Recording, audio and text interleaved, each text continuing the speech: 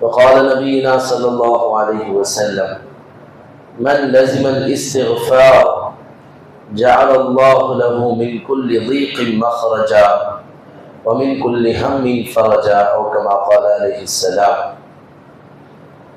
அன்பான அல்லாஹ்வின் நல்லடியார்களே, அல்லாஹ் ரப்புல் ஆலமீன் நமக்கு செய்த மாபெரும் கருணை கிருபை அல்லாஹ் நம்மை முஸ்லிம்களாக முஃமின்களாக பிறக்கச் செய்திருக்கிறான். அதிலும் குறிப்பாக அவனது ஹபீபாகிய கண்மணி நாயகம் முஹம்மது ரசூலுல்லாஹி ஸல்லல்லாஹு அலைஹி வஸல்லம் அவர்களுடைய அருள் நிறைந்த உம்மத்திலே நம்மை கொண்டு வந்திருக்கிறான். புனிதமிக்க இந்த ரமதானுடைய மாதத்தின் நடுப்பகுதியை அடைந்திருக்கக்கூடிய நமக்கு சிறப்பான இந்த வெள்ளிக்கிழமை இரவை அடையும் பாக்கியத்தை தந்திருக்கிறான். அன்பான அல்லாஹ்வின் நல்லடியார்களே, ரமதானுடைய 2ஆம் 10 அல்லாஹ்விடத்தில் அதிகம் நாம் தௌபாவை கேட்க வேண்டிய, பாவ மன்னிப்பை தேட வேண்டிய 10 நாட்களாக இருக்கின்றன. அதன் அடிப்படையில் ஒரு முஃமின் இந்த நாட்களிலே எல்லா நிலையிலும் நாம் தௌபாவோடு நம்முடைய நேரங்களை கடத்த வேண்டும். தௌபா என்று சொல்லும் பொழுது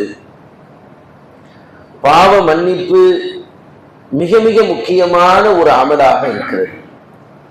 இன்றைய நவீன உலகத்தில் நாம் அமல்களை செய்து செய்து அல்லாஹ்வை அடைந்து விட முடியுமா என்று கேட்டால் கேள்விக்குரியதான்.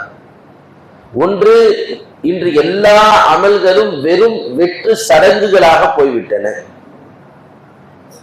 அப்படியே ஒரு மனிதன் அமல்கள் செய்ய வேண்டும் என்று அவனுடைய சிந்தனையில் உதித்து செய்ய நினைத்தாலும் உலகத்தின் சூழ்நிலைகள், அவனுடைய சுற்றுச்சூழல், தொழில்நுட்பங்கள், நண்பர்கள் என அவனை அந்த அமல் செய்ய விடாமல் தடுப்பதற்கு ஏராளமான வழிகள் என்று இருந்து கொண்டிருக்கின்றன.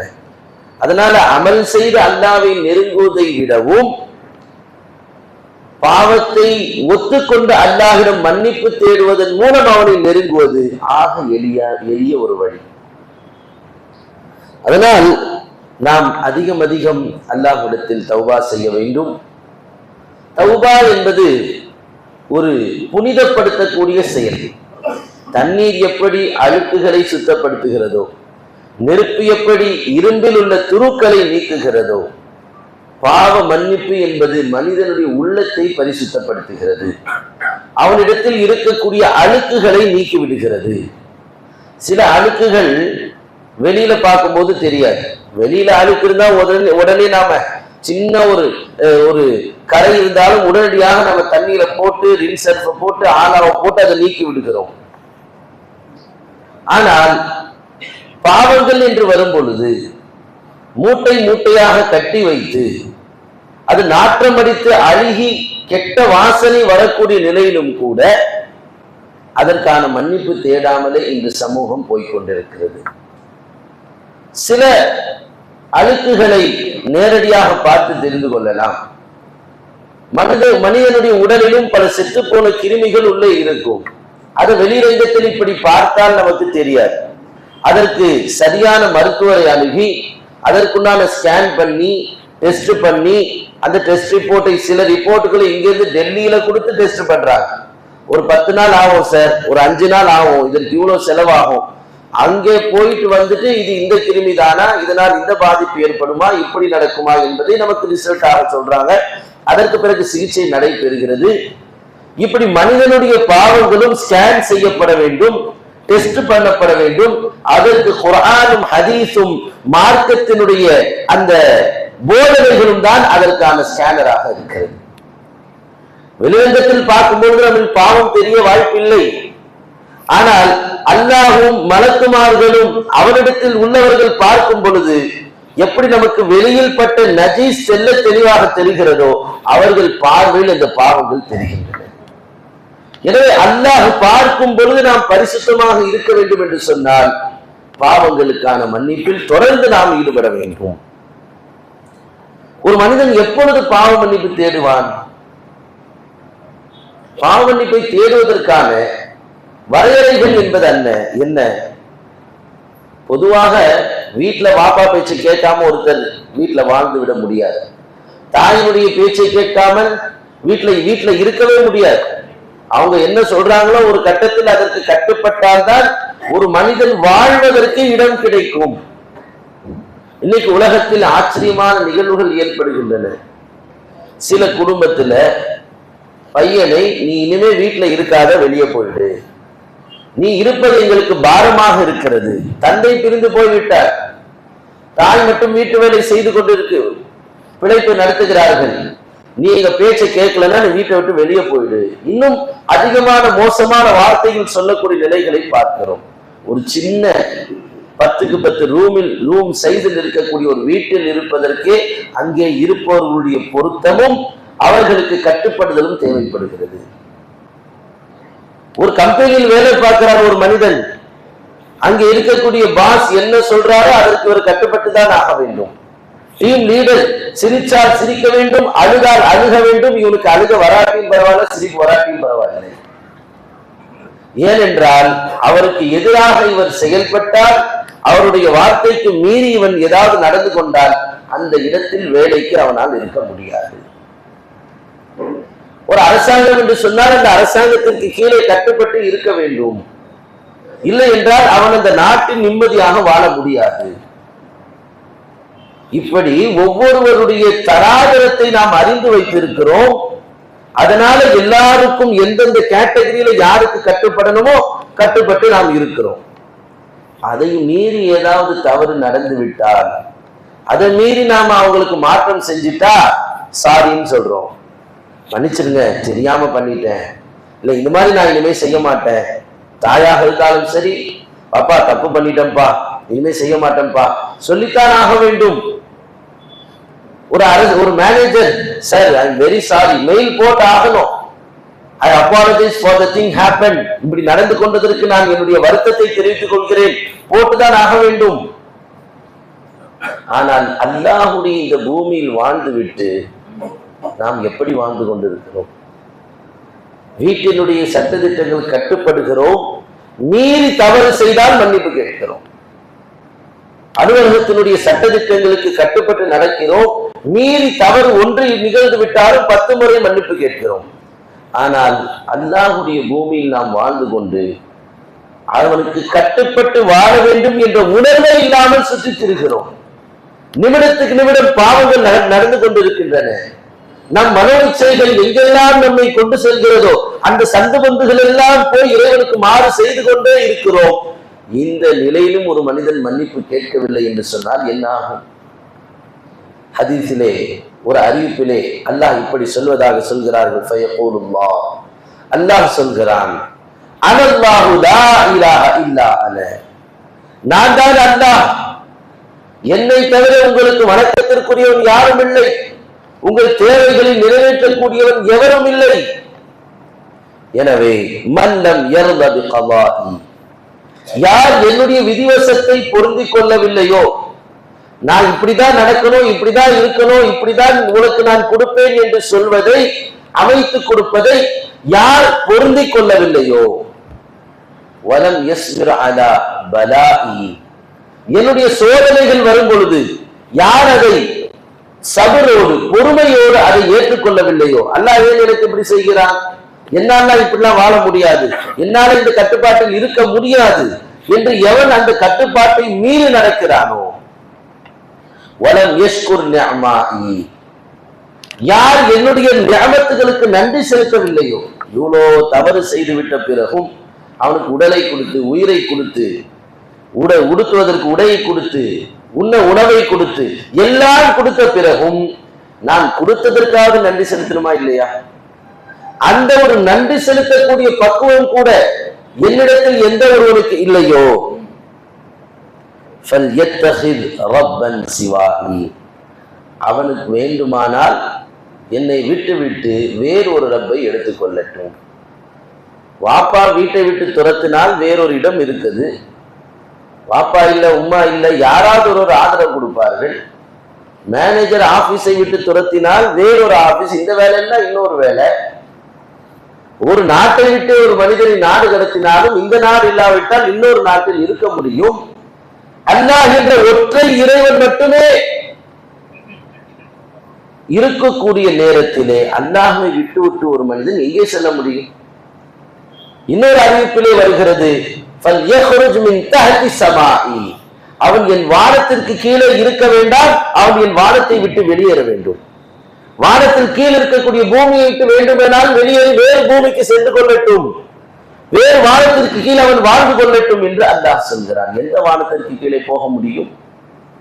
எந்த பூமியை இதை விட்டுவிட்டு நாம் தேட முடியும்? உலகத்தில் எத்தனையோ கேலக்சிகள் இருக்கின்றன, எத்தனையோ உலகங்கள் இருக்கின்றன. எங்கு போனாலும் அது அல்லாஹ்வுக்கு சொந்தமானதுதானே. அவனுக்கு மாறு செய்துவிட்டு எப்படி ஒரு மனிதன் வாழ முடியும்? எனவே பாவ மன்னிப்பு என்பது உலகத்தாரோடு நடக்கும் பொழுது ஒரு சில பாவங்களுக்கு மன்னிப்பு தேடுகிறோம். அல்லாஹ்வுடைய விஷயத்தில் பாவமே உருவெடுத்திருந்தாலும் நாம் மன்னிப்பை பற்றி யோசிப்பதில்லை. அதனால் நம்முடைய வாழ்க்கையில் இந்த புனிதமிக்க ரமலான் இறைவனோடு நம்மை தொடர்பு படுத்துவதற்கான பயிற்சியும் தருகிறது. அந்த தொடர்பிலே எப்பொழுதெல்லாம் பாவங்கள் நிகழ்கிறதோ, தவறுகள் ஏற்பட்டு விடுகிறதோ, அப்பொழுதெல்லாம் அவனிடம் மன்னிப்பு கேட்கக்கூடிய ஒரு பழக்கத்தையும் பயிற்சியும் நமக்கு இந்த ரமலான் தருகிறது. ரமலானுடைய இந்த மாதத்தில் எப்படி நாம் அல்லாஹ் நம்மோடு இருக்கிறான், நம்மை பார்த்து கொண்டிருக்கிறான், நாம் செய்யக்கூடிய செயல்களை உற்று நோக்கி கொண்டிருக்கிறான் என்ற உணர்வு இருக்கிறதோ, அந்த ஒரு உணர்வு தான் ஒரு மனிதனை பாவத்தை விட்டும் தள்ளி வைக்க முடியும். இந்த உணர்வில்லாத மனிதனால் தவறு செய்யாமல் இருக்கவே முடியாது. ஏனென்றால் இன்சான் முரக்கபும் பைனல் ஹத்இ வன் நிஸ்யான். மனிதன் என்றாலே என்ன? டெஃபினிஷன் ஆஃப் ஹியூமன் என்ன அது? முரக்கபும் பைனல் ஹத்இ வன் நிஸ்யான். அவன் மறதியினாலும் தவறு இழைப்பதனாலும் பிணைக்கப்பட்ட ஒரு பிண்டம் தான் மனிதன். அவனை மறதியிலிருந்து வெளியேற்றுவதும் தவறிலிருந்து வெளியாக்கி கொண்டு வருவதும் அல்லாஹ்வுடைய சிந்தனை. அதனால்தான் அல்லாஹ் சொல்கிறான், என்னை எல்லா நேரத்திலும் நீங்கள் நினைத்துக் கொண்டே இருங்கள். அல்லாஹ்வுடன் நீங்கள் தனியாக நீங்கள் ஒதுங்கி வந்து விடுங்கள். இன்னைக்கு ரமலானுடைய நேரத்துல நிறைய பேரை பார்த்தா, என்னடா எந்த தப்பும் செய்ய முடியாது, வெளியும் சுத்த முடியாது, டிவியும் பார்க்க முடியாது, என்ன பண்றது? நேரத்தை போக்குறதுக்கு வழியே இல்லையே. என்ன வழி இருக்குது? என்ன செய்யலாம்? கொஞ்ச நேரம் மொபைல் போனை நோண்டுறாங்க, கொஞ்ச நேரம் படுத்து தூங்கிடுறாங்க, கொஞ்ச நேரம் இப்படி நடந்து போறாங்க. அல்லாஹ் சொல்கிறான், நீ எந்த வேலையும் செய்யாமல் இருக்கும் பொழுது உனக்கு வேலை இல்லைன்னு நினைச்சுக்கிட்டியா? எல்லா வேலைகளிலிருந்தும் ஓய்வு பெற்று விட்டால் நீ என்னை நோக்கி வந்து விடு. எப்படி ஒரு புது மாப்பிள்ளை கல்யாணமாக ஒரு வாரம் தான் ஆகிறது, வேலைக்கு போயிட்டு இரவு வரும்பொழுது எப்படி ஆர்வத்தோடு தன்னுடைய அந்த புது மனைவியை பார்க்க வேண்டும் என்ற ஆசையில் வருவானோ, ஒவ்வொரு நாள் உங்களுடைய வேலை முடித்து ஓய்வு கிடைக்கக்கூடிய நேரமெல்லாம் அல்லாஹ்வாக என் பக்கம் நீங்கள் ஆசையோடு வாருங்கள் என்று அல்லாஹ் சொல்கிறார். ரப்பை வேற வழி இல்லை, வணங்கித்தான் ஆக வேண்டும் என்று வணங்குவது ஒன்று, வேற வழி இல்லை, கஷ்டம் வந்துருச்சு அவன்கிட்ட கேட்டுதான் ஆகணும்னு கை தூக்குவது ஒன்று. அல்லாஹ்வின் மீது பிரியத்தோடும் அல்லாஹ்விடம் பேச வேண்டும் என்ற எண்ணத்தோடும் தனித்திருப்பது ஒன்று. நான் அல்லாஹ் சொல்கிறான், அடியானே நீ எந்த நேரத்திலும் என்னிடம் பேசிக்கொண்டே இரு. பாவ மன்னிப்பினுடைய இன்னொரு தாற்பயம் என்பது எப்போதும் மன்னிப்பு கேட்டுக்கொண்டே இருக்க வேண்டும்னா என்ன அர்த்தம்? அல்லாஹ்விடம் நான் பேசிக்கொண்டே இருக்க வேண்டும் என்று அர்த்தம். மனது அல்லாஹோடு கனெக்ட் ஆகிக்கொண்டே இருக்க வேண்டும் என்று பொருள். எந்த நிலையிலும் ஒரு அடியார் அல்லாஹோடு வைத்திருக்கக்கூடிய தொடர்பிலிருந்து கொஞ்சமும் மாறிவிடக் கூடாது. மறந்து விடுவான், நிசியான் ஏற்படும், மறுபடி அல்லாஹ்வுடைய சிந்தனை ஏற்படுத்திக் கொள்ள வேண்டும். ஓய்வு நேரங்கள் கிடைக்கிறதா? ஒரு 5 நிமிடம் கிடைக்கிறதா? அல்லாஹ்விடம் பேசுங்கள். யா அல்லாஹ், இப்படி ஒரு பிரச்சனை இருக்கிறது, எனக்கு நீதானே வழிவிட வேண்டும், இப்படி ஒரு சிரமம் இருக்கிறது, நீதானே என்னை காப்பாற்ற வேண்டும், என்னை மன்னித்து விடு, எனக்கு இந்த செயலை ஏற்படுத்தி கொடு. ஹதீஸில் இப்படி வருகிறது, மன் லஸிமல் இஸ்திக்ஃபார், எந்த ஒரு மனிதன் தௌபாவை அவசியமாக ஆக்கி கொண்டானோ, எல்லா நேரத்திலும் அந்த தௌபாவோடு தன்னை இணைத்துக் கொண்டானோ, அவனுக்கு என்ன கிடைக்கும்? மன்னிப்பு கிடைக்கும் என்று இந்த ஹதீஸ்ல வரல. அல்லாஹ் மன்னிச்சிரு மன்னிச்சிரு மன்னிச்சிரு என்று சொன்னால் உங்களுக்கு நான் மன்னிப்பை தந்துடுவேன்னு அல்லாஹ் சொல்லல. பெருமானார் ஸல்லல்லாஹு அலைஹி வஸல்லம் இந்த அறிவிப்பிலே சொல்லக்கூடியது என்ன? மன் லஸிமல் இஸ்திக்ஃபார், யார் ஒருவர் தௌபாவை அவசியமாக்கி கொண்டார்களோ, ஜஅலல்லாஹு மின் குல்லி லீகின் மஹரஜா, அவனுடைய ஒவ்வொரு நெருக்கடிக்கும் அல்லாஹ் வழியை ஏற்படுத்தி தருவான். இப்ப நாம 10 விஷயத்தை வேலை செய்கிறோம், அதுக்கு 100 வழிகளை பார்த்து வச்சுக்கிறோம். அதற்கு பிறகும் நாம போட்ட திட்டம் ஃபெயிலியர் ஆகி அடுத்த கட்டத்துக்கு மூவ் ஆக மாட்டிருக்கு. அல்லாஹ் சொல்கிறான், மூவ் ஆவதற்கு வழியே இல்லையா, நான் வழி ஏற்படுத்தி தருகிறேன். நீங்கள் போய் நிற்கக்கூடிய இடம் அதற்கு பிறகு முட்டு சென்றுதான் பாதையே இல்லை. நீங்கள் அல்லாஹ் இடத்தில், யா அல்லாஹ் மன்னித்து விடு, இந்த பாதை திறந்து விடு என்று சொன்னால் அங்கே வழியை நான் ஏற்படுத்துகிறேன் என்று அல்லாஹ் சொல்கிறார். எப்படி மூசா அலைஹிஸ்ஸலாம் போய் நின்றது 2 கடல், தப்பிக்க வழி இல்லை. ஜஅலல்லாஹு மின் குல்லி லீகின் மஹரஜா, அவர்களுக்கு எப்படி வழி இல்லாத நேரத்தில் கடலில் பாதைகளாக்கினானோ, அதே போல் ஒரு முஃமின் தன்னுடைய ஒவ்வொரு கஷ்டமான நிலையிலும் அல்லாஹ்விடம் பேச வேண்டும், அல்லாஹ்விடத்தில் கெஞ்ச வேண்டும், அல்லாஹ்விடத்தில் மன்னிப்பு தேட வேண்டும். அல்லாஹ் அதற்குண்டான பாதையை ஏற்படுத்தி தருவான், அல்லாஹ் அதற்குண்டான வழிகளை ஏற்படுத்தி தருவான். அப்ப நாம் அல்லாஹ்விற்காக வாழக்கூடிய அந்த பக்குவத்தை ஏற்படுத்த வேண்டும். எந்த நிலையிலும் ஒரு மனிதன் தௌபாவை கொண்டு சாதிக்க முடியாதது என்பது உலகில் அல்ல. தனிமையிலேயும் சரி, வெளிரங்கத்திலேயும் சரி, அவன் அல்லாஹ்வோடு பேசுவதை தனக்கு கடமையாக்கிக் கொள்ள வேண்டும். யாருங்க நம்ம பேச்சை கேட்பா? இன்னைக்கு 1/2 மணி நேரம் நம் பேசக்கூடிய பேச்சை கேட்பதற்கு யாராவது தயாரா இருக்காங்களா? வீட்டுல மனைவி கணவன்கிட்ட பேசணும்னு நினைக்கிறாங்க, அவர் ஆபீஸ்லயும் லேப்டாப்போட குடும்பம் நடத்துறார், வீட்டுக்கு வந்தாலும் லேப்டாப்போட குடும்பம் நடத்துறார், இங்கேயும் மேனேஜர்கிட்ட போன் கால்ல பேசிட்டு இருக்கிறார், எதையும் சொல்லதுக்கு நேரம் இல்லை. ஒரு மனிதன் கஷ்டத்தை பகிர வேண்டும் என்று சொன்னால் கவுன்சிலர்கிட்ட போனா கவுன்சிலிங் கொடுப்பதற்கு, நான் 1 மணி நேரம் உங்க பேச்சை கேட்கிறேன், 5000 ஃபீஸ் கட்டிடுங்கன்னு சொல்றார். யாரும் நம்முடைய பேச்சை இலவசமாக கேட்பதற்கு இந்த உலகில் தயாராக இல்லை. அப்படியே கேட்கணும்னு சொன்னாலும் நாம் பெருந்தொகை தந்தாக வேண்டும். ஆனால் அல்லாஹ் சொல்கிறான், அல்லாஹ்விடத்தில் நீங்கள் பேசுங்கள், உங்கள் மன கஷ்டத்தை அவனிடம் கொட்டுங்கள். யாருன்னா எனக்கு இப்படிலாம் இருக்குது, என்னுடைய வீட்டில் இப்படி கஷ்டம் இருக்கிறது, என் குடும்பத்தில் இப்படி பிரச்சனை இருக்கிறது, அல்லாஹ்விடத்தில் பேசுங்கள். அதற்கு பள்ளிவாசலுக்கு வரணும்ன்ற அவசியம் இல்லை, அதற்கு உழு செய்து கொள்ள வேண்டும் என்ற தேவை இல்லை. எந்த இடத்தில் இருக்கிறோமோ அந்த இடத்தில் அல்லாஹ்விடத்தில் நாம் பேசலாம். டிராபிக்ல 5 நிமிஷம் வேஸ்டா போகுது, 60 செகண்ட்ஸ் அங்க போயிட்டே இருக்கு, அதையும் பார்த்துக்கிட்டு, ரெட் சிக்னல் விழுதா எல்லோ சிக்னல் விழுதாலும் பார்த்துக்கிட்டு, விழுவதற்குள்ளே நாம் கடந்து போய்விடலாமா, எங்கேயாவது வழி இருக்கான்னு பார்த்துக்கிட்டு அங்கே இருக்கிறோமே, அந்த சிறிய கேப் கூட நாம் அல்லாஹ்விடம் பேசுவதற்கான நேரங்கள் தான். எங்கெல்லாம் நமக்கு அல்லாஹ் காத்திருப்பு நேரங்கள் என்று வைத்திருக்கிறானோ, எங்கெல்லாம் நம்ம வெயிட் பண்ணிட்டு உட்கார்ந்து இருக்கிறோமோ, அது அத்தனையும் நாம் இஸ்திக்ஃபாராக மாற்றிவிட வேண்டும். அது அத்தனையும் நாம் அல்லாஹோடு பேசக்கூடியதாக மாற்றிவிட வேண்டும். தனிமையில் இருந்தாலும் அல்லாஹ்விடத்தில் பேச வேண்டும். அல்லாஹ் நம்மோடு இருக்கிறான் என்ற உணர்வு நமக்கு ஒரு மகிழ்ச்சியையும் சந்தோஷத்தையும் ஆனந்தத்தையும் ஏற்படுத்த வேண்டும். இதுதான் நாம் முழுமையாக பாவத்திலிருந்து வெளியாகுவதற்கான வழி. தௌபா என்பது ஒரு மனிதன் பாவம் செய்தால் மட்டுமே கேட்க வேண்டியது என்பது அல்ல, அது ஒரு அடிமைத்தனம். ஒரு மனிதன் நினைக்கிறான், நான் என்ன பாவம் செஞ்சேன், கரெக்டா காலையில எழுந்தேன், தஹஜ்ஜுத் தொழுதேன், சஹர் செய்தேன், அதற்கு பிறகு கொஞ்ச நேரம் ரெஸ்ட் எடுத்தேன், அலுவலகத்துக்கு போனேன், எந்த கெட்ட பார்வையும் பார்க்கவில்லை, எந்த கெட்ட பேச்சும் பேசவில்லை, வேலை செய்தேன், இப்பொழுது ஜும்மாவிற்கு நான் வந்து விட்டேன். இவ்வளவு நேரம் நான் நடந்து கொண்ட விதத்தில் பாவமே நடக்கல, எதற்கு நான் மன்னிப்பு தேட வேண்டும்? பாவ மன்னிப்பு என்பது அடிமைத்தனம். எதையுமே நாம் பாவமாக செய்யவில்லை என்று நம் சிந்தனை சொன்னாலும், ரப்பே நான் பாவிதான், நீ என்னை மன்னித்து விடு என்று மனமுருக கேட்கக்கூடிய அடிமைத்தனத்தை அல்லாஹ் விரும்புகிறான். என் அடிமை தன்னை எனக்கு முன்னால் இப்படி தாழ்த்தி கொண்டானே, இப்படி எனக்கு முன்னால் இவன் பணிந்து விட்டானே, இந்த ஒன்று அல்லாஹ்விற்கு சந்தோஷத்தை ஏற்படுத்துகிறது. தனிமையில் ஒரு மனிதன் அல்லாஹ்வை பயந்தால் எப்படிப்பட்ட அந்தஸ்தை அல்லாஹ் தருகிறான். அல்லாஹ் தஆலா கியாமத்துடைய நெருக்கத்திலே மலக்குமார்கள் பார்ப்பார்கள், சில நபர்கள் யுதௌனல் அஜ்னிஹத ஃபயதீரூன மின் குபூரிஹிம். அவர்களுக்கு ரெக்கைகள் கொடுக்கப்படும். கபரில் இருக்கக்கூடியவர்களுக்கு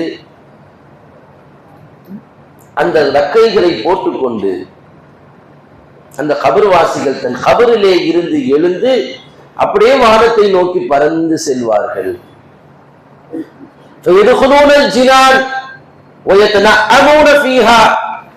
பறந்து செல்வது மட்டுமல்ல, ஸ்ட்ரெயிட்டா சொர்க்கத்திற்கு பறந்து செல்வார்கள். அங்கே இருக்கக்கூடிய நியாமத்துகளை அனுபவிப்பார்கள், பழங்களை சாப்பிடுவார்கள், அது மதுரமான பானங்களை குடிப்பார்கள், அந்த சோலைகளில் இன்பமாக சுற்றி திரிவார்கள். மலக்குமார்கள் கேட்பார்கள், என்னப்பா திடீர்னு வந்து இங்க இப்படி ரக்கையை வச்சுக்கிட்டு சுத்திட்டு இருக்கீங்களே, யார் நீங்க? ஹல் ஹல் ரஐதுமுல் ஜன்னா, நீங்கள் சோனத்தை பார்த்து விட்டீர்களா? ஆம், பார்த்து விட்டோம். நீங்கள் கேள்வி கணக்கு கேட்கப்பட்டு முடிக்கப்பட்டவர்களா? இல்லையே, அதெல்லாம் நாங்க போகவே இல்லை. ஹல் ஜுஸ்ம சிராத், சிராத்துல் முஸ்தகீம் பாடத்தையாவது கடந்தீர்களா? சொர்க்கத்துக்கு போனா எத்தனை ஸ்டேஜ் இருக்குது. எழுந்து நிற்கணும், கியாமத்துடைய அந்த வெயிலை தாங்க வேண்டும், வலதுபுறத்தில் பட்டோலை வர வேண்டும், அதை தாண்டி நம்முடைய நன்மை தீவனுடைய தராசில் பற்றி அந்த தராசு கலக்க வேண்டும் நன்மையிலே. அதையெல்லாம் தாண்டி போனால் சிராத்துல் முஸ்தகீம் என்ற மெல்லிய பாலத்தை கடக்கணும். இத்தனை ப்ரொசீஜர் இருக்கும் பொழுது நீங்க பாட்டுக்கு ரக்கையை வச்சுக்கிட்டு நேரா உங்க வந்து சுத்துறீங்களே, யார் நீங்கள்? நாங்கள் கேள்வி கணக்கிலே நிக்கல, சிராத்துல் முஸ்தகீம் பாலத்தையும் நாங்கள் கடக்கல, எங்களுக்கு எதுவுமே தெரியாது. அப்படியா, நீங்கள் யார் என்று கேட்கும் பொழுது நஹ்னு மின் உம்மத்தி முஹம்மதின் ஸல்லல்லாஹு அலைஹி வஸல்லம், நாங்கள் பெருமானாருடைய உம்மத்தினர்கள்.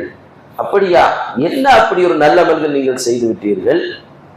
என்ன நீங்கள் அப்படி ஒரு நற்காரியத்தை புரிந்து விட்டீர்கள்? உங்களுக்கு இந்த மாதிரியான ஒரு அந்தஸ்தை பாக்கியத்தை அல்லாஹ் கொடுத்திருக்கிறார் என்று கேட்கும் பொழுது அவர்கள் சொல்வார்கள், குன்னா இதா ஹலவுனா, நாங்கள் தனிமையில் வந்துவிட்டால் நஸ்தஹி அன் நஅஸிஹி, அல்லாஹ்விற்கு பாவம் செய்வதை நாங்கள் வெட்கப்படுவோம்.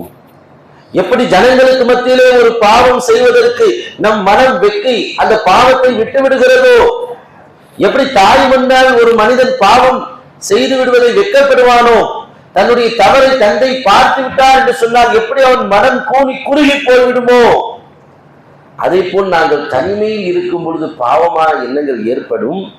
நீங்கள் நப்சு இதை செய் என்று சொல்லும், யாரும் பார்க்கவில்லையே இந்த பாவ காரியத்தில் ஈடுபட்டு என்று ஷைத்தான் சொல்வான்.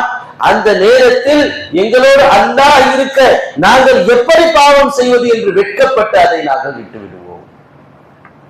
அடுத்து சொன்னார்கள், வனர்லாபில் யசீரி மிம்மா குஸிமலனா, எங்களுக்கு எதை அல்லாஹு தஆலா தந்திருக்கிறானோ ரிஸ்காக, இரணமாக, வாழ்க்கையாக, அதை கொண்டு நாங்கள் பொருந்திக் கொள்வோம். அல்லாஹ் எனக்கு இதை கொடுக்கலையே, அல்லாஹ் எனக்கு அப்படி வாழ வைக்கலையே, என்ன மட்டும் அல்லாஹ் ஏன் இப்படி சோதிக்கிறான் என்று இறைவனை நொந்து கொள்ள மாட்டோம். எந்த நிலையில் எங்களை வைத்திருக்கிறானோ, ஜிஸ் ஹால் மே வோ ரखे உஸ் ஹால் மே ஹம் खुश है, எந்த நிலையில் அவன் எங்களை வைத்திருக்கிறானோ அந்த நிலையை நாங்கள் சந்தோஷமாக ஏற்றுக்கொள்வோம். அல்லாஹ்வை அதிலே நாங்கள் ஷிகாயத் செய்ய மாட்டோம், குறை சொல்ல மாட்டோம். இந்த பண்பினால் அல்லாஹ் எங்களை இப்படி வாழ வைத்திருக்கிறான் என்று அவர்கள் சொல்வார். எனவே இந்த மன்னிப்பை, நான் தவறு செய்யாதவன், நான் எதற்கு பாவ மன்னிப்பு கேட்கணும் என்ற எண்ணம் ஒரு அடிமைக்கு இருக்கக்கூடாது. நன்மையே செய்துவிட்ட பிறகும் கூட நம்முடைய நோன்பு இருக்கிறது, நன்மைதான். தஹஜ்ஜுடைய தொழுகை உயர்ந்த நன்மைதான். 20 ரக்காத் தராவீஹுடைய தொழுகைகள் ஆகச் சிறந்த நன்மைதான். இதை செய்துவிட்டுதான் அல்லாஹ்விடத்தில் நாம் அடிமையாக இருக்க வேண்டும். அந்த அடிமைத்தனத்தை வெளிப்படுத்துவதுதான் தௌபாவாக இருக்கிறது. எனவே நாம் அதிகம் அதிகம் இந்த மாதத்தில் நம் அடிமைத்தனத்தை வெளிப்படுத்துவதற்காக, நம்முடைய கஷ்ட நஷ்டங்கள் தீர்வதற்காக நாம் அல்லாஹ்விடத்தில் பாவ மன்னிப்பை கேட்க வேண்டும். பெருமானார் ஸல்லல்லாஹு அலைஹி வஸல்லம் சொன்ன அந்த ஹதீஸ், யார் ஒருவர் இஸ்திக்ஃபாரை அவசியமாக்கிக் கொள்கிறார்களோ ஜஅலல்லாஹு மின் குல்லி தீகின் மக்ரஜா, அவருடைய எல்லா கஷ்டத்திலிருந்தும் அவர் வெளிவருவதற்கான வாசல்களை அல்லாஹ் ஏற்படுத்துவான். வமின் குல்லி ஹம்மின் ஃபரஜா, அத்தனை கவலைகளையும் அல்லாஹ் மகிழ்ச்சியாக மாற்றி விடுவான். கவலைகள் எல்லாம் ஒரு பக்கம் இருக்கும், இவன் அல்லாஹ்விடத்தில் கேட்டு கேட்டு தௌபா செய்ய செய்ய அந்த கவலைகள் நீங்கி மகிழ்ச்சியான நிலை அல்லாஹ் ஏற்படுத்தி விடுவான். நாம் நம் கண் முன்னால் இருக்கக்கூடிய காரண காரியங்களை, சாத்தியக்கூறுகளை பார்க்க கூடாது. இப்படிலாம் இருக்கும் பொழுது அப்படி ஒரு மகிழ்ச்சியான நிலையெல்லாம் எனக்கு வருமா? வாழ்க்கை கண்ணுக்கு தெரியலையே, இப்படிலாம் ஒரு நல்லது நிகழும் என்பதற்கான சாத்தியக்கூறுகளே இல்லையே, எப்படி அது நடக்கும் என்று ஒரு அடியான் தன்னுடைய ஆற்றலை, உலகத்தாருடைய ஆற்றலை வைத்து கணக்கு போடலாம். அல்லாஹ்விடத்தில் சமர்ப்பிக்கும் பொழுது 1000 வழிகளை அவன் ஏற்படுத்துவான் என்ற அசைக்க முடியாத நம்பிக்கையோடு நாம் தௌபாவில் ஈடுபட வேண்டும். அசைக்க முடியாத நம்பிக்கை. அதில் கொஞ்சம் கூட நம்முடைய மன ரீதியான திட்டங்களையோ சிந்தனைகளையோ வழிகளையோ யோசிக்கவே கூடாது. இதை நான் அல்லாஹ்விடத்தில் ஒப்படைக்கிறேன், அவங்களுக்கு காரியங்களை ஆற்றி தருவான். அது எப்படி செய்வான்னா எனக்கு தெரியாது, ஆனால் அவன் நிச்சயம் செய்வான். அதற்காக அல்லாஹ்விடத்தில் மன்னிப்பு தேட வேண்டும். எனவே பாவ மன்னிப்பு நம் பாவங்களை கழுவுவதோடு மட்டுமல்ல, பாவம் செய்தவர்களுக்கானது மட்டுமல்ல, பரிசுத்தமாக இருக்கிறேன் என்று நினைப்பவர்களுக்கும் அது அல்லாஹ்விடத்தில் அடிமைத்தனத்தை வெளிப்படுத்தக்கூடிய ஒன்றாக இருக்கிறது. இன்னும் பல்வேறு சதகாக்களின் மூலமாக, தர்மங்களின் மூலமாக நாம் அல்லாஹ்விடத்தில் பாவ மன்னிப்பை தேடலாம். பெற்றோர்களுக்கு உபகாரம் செய்வதன் மூலமாக அல்லாஹ்விடத்தில் மன்னிப்பு தேடலாம். ரப்பே, என் தாய் தந்தையர்கள் இப்படி சொன்னாங்க, நான் செஞ்சிட்டேன், இதனால் நீ என்னை மன்னித்து உன்னுடைய பொருத்தத்தை தா. ரோட்டில் இருக்கக்கூடிய வயதான ஒரு நபர் வண்டியை கிராஸ் பண்ணி விடுப்பான்னு சொல்றார். அவர் கையை பிடித்து நான் கொண்டு போய் அந்த கரையில் விடும் பொழுது, யா அல்லாஹ், உன்னுடைய அடியாருக்கு நான் இந்த உதவியை செய்தேன், இதனால் என் பாவத்தை மன்னித்து விடு. எல்லா நற்காரியங்களை முன்வைத்து அல்லாஹ்விடத்தில் மக்ஃபிரத்தை, பாவ மன்னிப்பை நாம் தேட வேண்டும். ஒவ்வொரு நல்ல அமல்களும் அல்லாஹ்விடத்தில் நம்மை நெருக்கி வைக்கக்கூடியதாக இருக்கிறது. அதிலே பாவ மன்னிப்பை கலந்து விட்டால் அல்லாஹ் இன்னும் மகிழ்ச்சியாக ஆகிவிடுகிறார். எனவே நம்முடைய நோன்புகள், இபாதத்துகள், தான தர்மங்கள், சதகாக்கள், ஹைராத்துகள், இது எல்லாவற்றையும் நாம் அதிகப்படுத்திக் கொள்ள வேண்டும். அதிலே பாவ மன்னிப்பையும் நாம் சேர்த்துக் கொள்ள வேண்டும். எல்லாவற்றையும், எல்லா நற்காரியங்களும் நாம் ஈடுபட வேண்டும். யா அல்லாஹ், இதை கொண்டு நீ என்னை மன்னித்து பொருந்திக்கொள் என்ற அந்த ஒரே ஒரு கோரிக்கையை நாம் முன்வைத்தால் நம்முடைய நெருக்கடிகளை நீக்குவது அவனுடைய பொறுப்பு. நம் கவலைகளை போக்குவது அல்லாஹ்வுடைய பொறுப்பு. நாம் ஒவ்வொரு கவலையாக சொல்லிக் கொண்டே இருந்தால் எப்ப நம்முடைய கவலை முடியும்? ஒவ்வொரு பிரச்சனையாக சொல்லிக் கொண்டே இருந்தால் எப்ப நம்முடைய பிரச்சனை முடியும்? வீட்டில் 1000 பிரச்சனை இருக்கிறது, ரோட்டில் 1000 பிரச்சனை இருக்கிறது, நாட்டில் 1000 பிரச்சனை இருக்குது. எல்லா பிரச்சனைகளையும் அல்லாஹ் முன்னால் வைப்பதற்கு ஒரே ஒரு தீர்வு, அல்லாஹ் என் பாவங்களை மன்னித்து விடு, அதற்கு பகரமாக நீ எனக்கு நன்மையை செய்து விடு. ஒவ்வொரு நற்காரியங்கள் செய்யும் பொழுதும், எனக்கு இதில் 100 நன்மையை தா, இதில் 700 நன்மை இருக்கிறது, அதை கொடு, அதை தான் அல்லாஹ் கொடுப்பேன்னு சொல்லிட்டானே. அல்லாஹ் நான் அதற்கான கூலிகளை தருவேன் என்று கண்மணி நாயகம் ஸல்லல்லாஹு அலைஹி வஸல்லம் மூலமாக நமக்கு சொல்லிவிட்டால் அது நிச்சயம் கிடைத்தே ஆகும். ஒரு அடிமையாக அல்லாஹ்விடத்தில் நாம் செய்யக்கூடிய நற்காரியங்களில் மன்னிப்பு தான் பிரதானமாக இருக்க வேண்டும். எனவே இந்த புனிதமிக்க நாட்களில், புனிதமிக்க மாதத்தில், எஞ்சிய நாட்களில் எல்லா நற்காரியங்களையும் செய்துவிட்டு அல்லாஹ்விடத்தில் தௌபாவை அதற்கு பகரமாக பெறுவோம். கடந்துவிட்ட பாவங்கள், இனி வர இருக்கக்கூடிய பாவங்கள், அந்த பாவங்களை நீ இப்பொழுதே மன்னித்து விடியா அல்லாஹ், அதை எங்களில் வெளியாகிவிடாமல் பாதுகாத்து விடு என்று வருங்காலத்திற்கும் சேர்த்து நாம் மன்னிப்பு கேட்க வேண்டும். சம்பாதிப்பது இன்று சாப்பிடுவதற்கு நாம் செய்வதில்லையே, அதை ஃபியூச்சருக்கும் சேர்த்து தானே சம்பாதிக்கிறோம். படிப்பது இன்று வாழ்வதற்கு நாம் செய்வதில்லையே, அதை இறுதி மரணம் வரை எனக்கு பயனளிக்க வேண்டும் என்று தானே படிக்கிறோம். அதே போலத்தான் மன்னிப்பையும் நேற்று செய்துவிட்ட பாவங்களுக்கோ இன்று நிகழ்ந்து விட்ட பாவங்களுக்கோ என்று அல்ல, நாம் மௌத்து வரை செய்யக்கூடிய தவறுகள், நம்ம நிகழ இருக்கக்கூடிய தவறுகளை அல்லாஹ் மன்னிக்க வேண்டும், அது நம்ம வெளியாகாமல் இருக்க வேண்டும் என்ற ஒரு பரிசுத்த எண்ணத்தோடு, ஒரு தொலைநோக்கு பார்வையோடு அல்லாஹ்விடத்தில் நாம் தௌபா செய்ய வேண்டும். அல்லாஹ் ரப்புல் ஆலமீன் இந்த புனிதமிக்க ரமதானின் பொருட்டால் நம்மை முழுமையாக மன்னித்தருள்வானாக. இந்த மாதத்தில் மன்னிப்பு பெறாமல் நம்மை விட்டு ரமதான் கரைந்து விடுவதை விட்டும் அல்லாஹ் நம்மை பாதுகாப்பானாக. என்றென்றும் பரிசுத்தவான்களாக, எல்லா நிலையிலும் அவனோடு தனித்து பேசக்கூடிய, அவனிடத்தில் நம் குறைகளை முறையிடக்கூடியவர்களாக ஆக்குவானாக. தௌபாவை என்றென்றும் நம்முடைய நாவிலும் கல்விலும் அல்லாஹ் நிறைத்து வைப்பானாக. ஆமீன். வ ஆகிரு தஅவானா அனில் ஹம்துலில்லாஹி ரப்பில் ஆலமீன். அஸ்ஸலாமு அலைக்கும் வரஹ்மத்துல்லாஹி வபரகாத்துஹு.